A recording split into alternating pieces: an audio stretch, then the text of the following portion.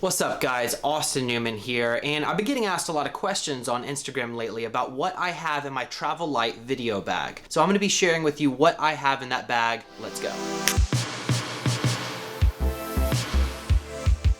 So first things first, I'm working with an Eve Case backpack. I love this backpack. It's a little rucksack that I found on Amazon. I have it linked below. It's an Eve Case. It's really cool. It's got a compartment for your laptop, and then you have a little section for your gear, like your camera and your lens and your batteries. And then I have a little space on the sides where I have various tools we're gonna be diving into. The other thing that I liked about this case is it has a little waterproof sleeve here that's tucked away in the back. You can take this sleeve out and slide it over the case pretty easily.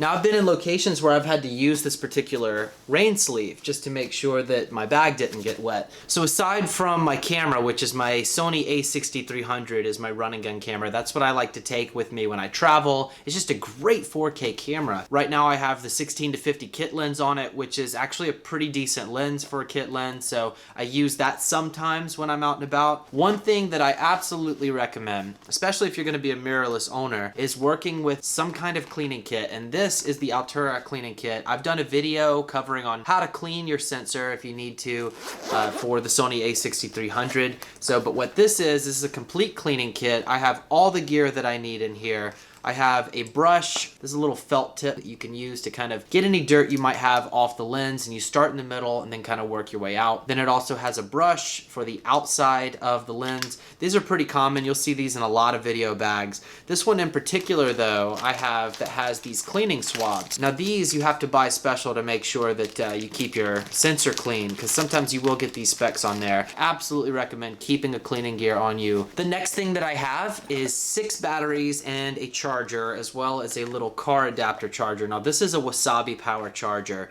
and most of these batteries are Wasabi Power. I have one Sony OEM, so I like the Wasabi Power batteries. They're a lot cheaper, but you know, I'd recommend also having at least one Sony battery just in case. And then I have this little charger here. You can plug it into the wall. Very simple. I think this whole setup, if you wanted just a couple batteries and this charger, is about 25 bucks. So one Sony battery, I think last time I checked, was around $49. But I definitely recommend, if you're gonna be working with the Sony a6300, definitely keep at least 6 batteries. So this is a really cool lens, and if you are a Sony a6300 owner, then you definitely have heard of the Sigma 30mm 1.4. It's a great lens for portraits. It's got really great autofocus. It's got a great bokeh. This lens is absolutely amazing. I think it's about $330. It's pretty good. I have that linked below too. So I definitely recommend anytime you get any kind of new lens, you definitely want to have some kind of variable ND filter. So these right here, what they do is they're kind of like sunglasses for your camera, and depending on which way you twist this, it'll actually darken or lighten the shot, just so you can keep a really nice bokeh in the background.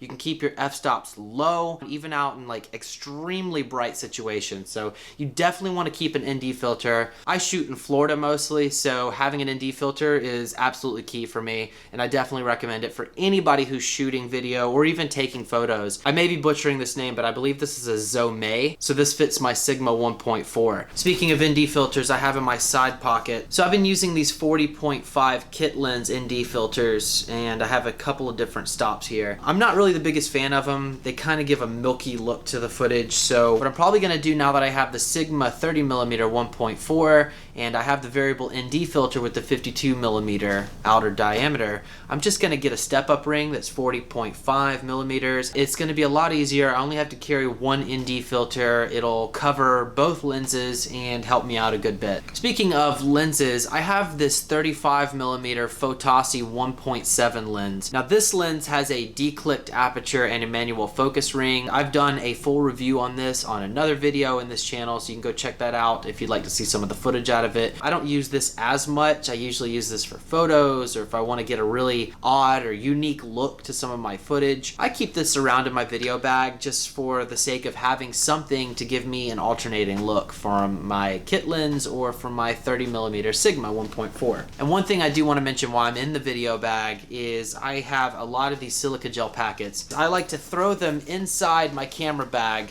in various compartments. Anywhere you keep your lenses, anything you want to keep dry, definitely want to put silica gel packets in there. It'll absorbs moisture, and it definitely helps in places like where I'm shooting in Florida a lot, or if you're in the jungle somewhere, wherever you're at and it has some kind of humidity outside, you probably want to keep some silica gel packets in your camera bag at all times. And moving on to my top section here, I have my MacBook Pro 13-inch. I keep this with me at all times. It's small, it's easy to carry around. I love carrying my laptop because I can just make an edit really quick. And what I also like about this bag is it fits in the back section. So you know you're not putting it in the front where it could get crushed or kicked or dropped or whatever. So I do like this bag for that fact. A lot of people are probably gonna give me hell for this, but I haven't really worked with a Joby bendy tripod. Instead, I picked up this Loha for like $29, I believe it was, on Amazon. It might have even been cheaper than that. I have it linked below if you want to go check it out.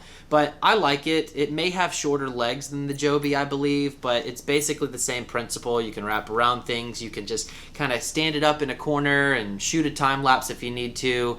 It's got a quick release plate and a bubble leveler, so you can make sure all your shots are steady. Maybe one day I'll look into getting a Joby tripod, but for the most part, this really has helped me out a good bit, and until the day it dies, I'm gonna keep using it. So if you wanna check it out too, you can check it out in the link below. Anybody who follows me on Instagram sees that I do these little planet photos a lot, and this is the camera that I use for that. This is a Ricoh Theta S camera. It has two fisheye lenses, stitches the image together, and gives a nice 360 spherical image. And it shoots pretty good photos and decent video if you're wanting to get into 360 video. So this is a great starter camera for that. I'm not really a GoPro person, but I got this GoPro Hero Session so that I can mount it and do time lapses, underwater shots, or shots in action areas that I otherwise couldn't get from my Sony a6300. Now this is my second GoPro, which is the reason for keeping this GoPro bobber here, which comes in any basic GoPro accessories kit you can find on Amazon. I have that kit linked below as well, but I lost my first GoPro only several days after buying it. I want to make sure that if this GoPro does fall into the water, that I'm not going to lose it after multiple attempts looking for it in a cove in the Florida Keys like I did the first one.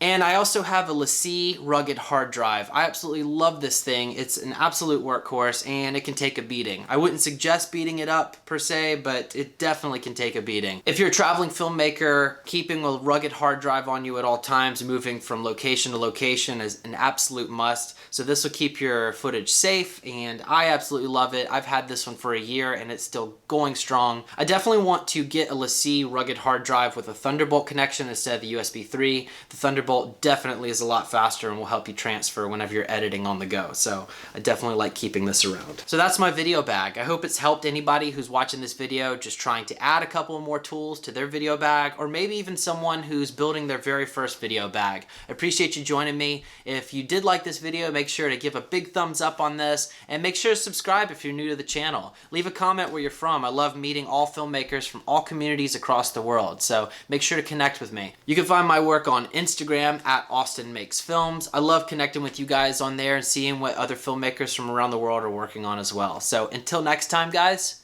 we'll see you later.